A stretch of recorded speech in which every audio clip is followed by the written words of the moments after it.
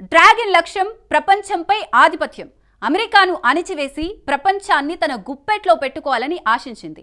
ఏ దేశమైనా G Hazur అంటూ తనకు మోకరిల్లేలా చేసుకోవాలని యత్నించింది. కానీ సొంత చాప కింద నీరు విస్తరిస్తున్న విషయాన్ని మరచిపోయింది. ఉట్టికి ఎగరలేనమ్మా నింగికి ఎగరడానికి యత్నించిన చందంగా చైనా పరిస్థితి మారిపోయింది. కమ్యూనిస్ట్ కంట్రీ సొంత ఆర్థిక వ్యవస్థను కృంగుబాటుకు విస్మరించింది. ఫలితంగా ఆ దేశం కష్టాల ఊబిలో కూరుకుపోతోంది. అసలు చైనాలో ఏం జరుగుతోంది? ఎందుకు ఆ దేశ ఆర్థిక వ్యవస్థ కుంగిపోతోంది? చైనాపై ఐఎంఎఫ్ వార్నింగ్స్ ఏంటి? కమ్యూనిస్ట్ నాయకత్వం ఎలాంటి చర్యలకు ఉపక్రమించింది? Watch this story.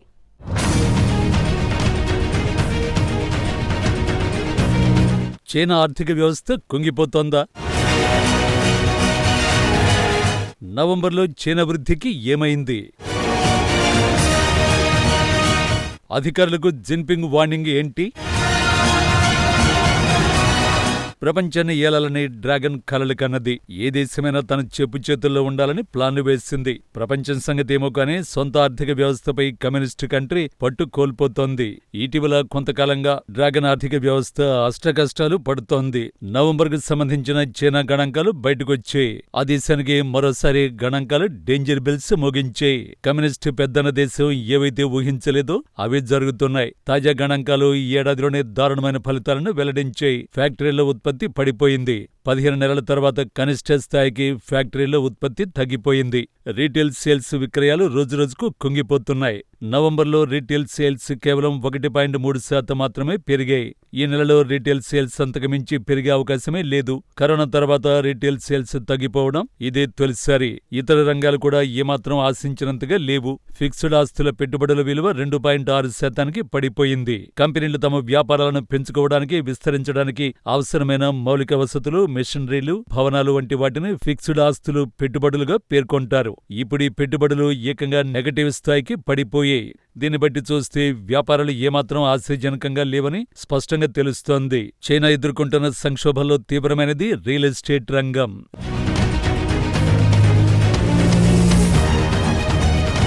Real estate రంగంలో పెట్టుబడులు సుమారు 16% తగ్గిపోయాయి. డెవలపర్ కంపెనీలు కష్టాల ఊబిలో చిక్కుకున్నాయి. చాలా వరకు నిర్మాణం పూర్తయిన భవనాలు నిర్మానుష్యంగా మారాయి. వాటిని కొనడానికి చైనాలో ఎవరూ ముందుకు రావడం లేదు. బిల్డర్స్ భారీగా డిస్కౌంట్లు, ఆఫర్లను ప్రకటించినా ప్రజల్లో స్పందన మాత్రం కరువైంది. మరోవైపు బిల్డర్ల అప్పులు రోజురోజుకు పెరిగిపోతున్నాయి. మరి ముఖ్యంగా రియల్ ఎస్టేట్ రంగంపై చైనాలో విశ్వాసం సన్నగిల్లుతోంది. చైనాలో ఇళ్ల ధరలు భారీగా పతనమవుతున్నాయి. సగటు ధర వరుసగా 6 నెలలు కూడా తగ్గిపోయింది. ఈ కారణంగా రియల్ ఎస్టేట్ లో పెట్టుబడులకు ప్రజలు ఆసక్తి చూపుతున్నారు. ఇక్కడ సమస్య ఏమిటంటే గృహ విక్రయాలు పెరిగాయి, కానీ ధరలు మాత్రం క్రమంగా పడిపోతున్నాయి. ఇదొకటే కాదు, రియల్ ఎస్టేట్ రంగం చైనాలో కోలుకునే సంకేతాలు కనిపించడం లేదు. ఈ పరిణామం డ్రాగన్ కంట్రీని కలవరపెడుతోంది. ఎందుకంటే చైనా ఆర్థిక వ్యవస్థలో పావువంతు విలువ ఒక్క రియల్ ఎస్టేటే ఉంటుంది.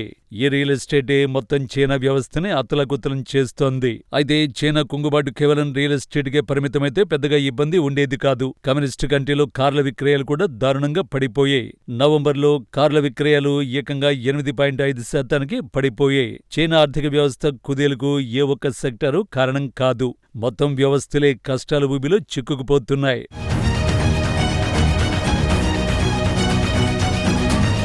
చైనాను విస్తృతమైన వ్యవస్థాపరమైన సమస్య వెంటాడుతోంది. డ్రాగన్ కు ఊరట కలిగించే విషయం ఏదైనా ఉంది అంటే అది కేవలం ఎగుమతులు మాత్రమే. కమ్యూనిస్టు దేశం ఎగుమతులు భారీగా పెరిగిపోయాయి. ఈ ఏడాది ఏకంగా అదనంగా $1,00,000 కోట్ల ఎగుమతులను చైనా నమోదు చేసింది. ఎక్స్పోర్ట్స్ తప్ప ఆ దేశంలో మిగిలిన అన్ని వ్యవస్థలు ఢమాలంటున్నాయి. అయితే అన్ని వ్యవస్థల కుంగుబాటుపై బీజింగ్ ఎలాంటి చర్యలు తీసుకుంది? ఆర్థిక వ్యవస్థను గట్టెక్కించేందుకు చైనా ఏం చేస్తోంది? దేశీయంగా డిమాండ్ పెంచేందుకు యత్నిస్తున్నట్టు చైనీస్ ప్రభుత్వం చెబుతోంది. వినిమయాన్ని పెంచి గృహ ఆదాయం వృద్ధి చేసేందుకు చర్యలు తీసుకుంటున్నట్టు వివరిస్తోంది. సింపుల్ గా చెప్పాలంటే ప్రజల చేతిలో మరింత డబ్బు ఉండేలా ప్రభుత్వం ప్లాన్ చేస్తోంది. కానీ ఇక్కడ సమస్య ఉంది. నిజానికి గతంలో కూడా చైనా ఇలాంటి పథకాలు, ప్లాన్లు వేసింది. గతంలో భారీగా సబ్సిడీలను ప్రకటించింది. కానీ వాటి ప్రభావం పెద్దగా కనిపించలేదు. ఇప్పటికే ఐఎంఎఫ్ ప్రమాద ఘంటికలను మోగించింది. ఐఎంఎఫ్ అంటే అంతర్జాతీయ ద్రవ్యనిధి సంస్థ. చైనా కేవలం ఎగుమతులని నమ్ముకుంటే నిండా మునగడం ఖాయమని ఐఎంఎఫ్ హెచ్చరిస్తోంది. ఆర్థిక వ్యవస్థలో మార్పులు రావాలని, దేశీయ వినియోగంపైన చైనా దృష్టి పెట్టాల్సిన అవసరం ఉందని ఐఎంఎఫ్ సూచిస్తోంది. ప్రపంచంలోనే రెండో అతిపెద్ద ఆర్థిక వ్యవస్థ ఎగుమతులతో వృద్ధిని సాధించడం అసాధ్యమని ఐఎంఎఫ్ చెబుతోంది.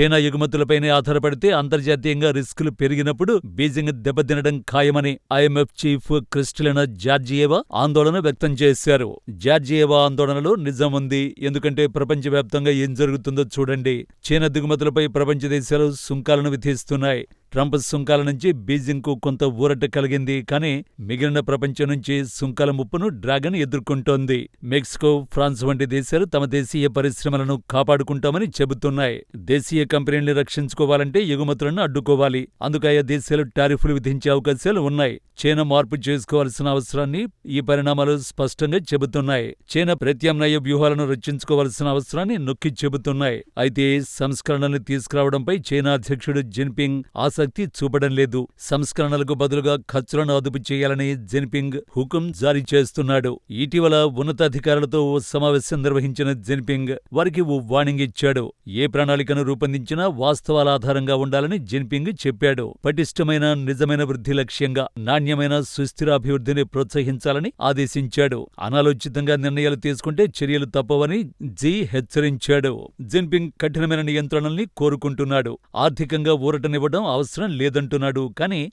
చైనా ఆర్థిక వ్యవస్థ కుంగుబాటు నుంచి గట్టెక్కాలంటే జిన్పింగ్ చర్యలు ఏమాత్రం సరిపోవని నిపుణులు చెబుతున్నారు. చైనా రియల్ ఎస్టేట్ సంక్షోభాన్ని పరిష్కరించాలని సూచిస్తున్నారు. వినియోగదారుల విశ్వాసాన్ని పెంచి ప్రభుత్వ నియంత్రణను తగ్గించాలంటున్నారు. చైనీయులు ఖర్చులు తక్కువ చేసుకుని పొదుపు ఎక్కువ చేస్తున్నారు. కంపెనీలు పెట్టుబడులకు ఆసక్తి చూపడం లేదు. సో ఇప్పటికైనా చైనా సంస్కరణలు తీసుకొస్తే ఆ దేశ ఆర్థిక వ్యవస్థ బాగుపడుతుంది. లేదంటే డ్రాగన్కు మరిన్ని కష్టాలు తప్పవని నిపుణులు వార్నింగ్ ఇస్తున్నారు.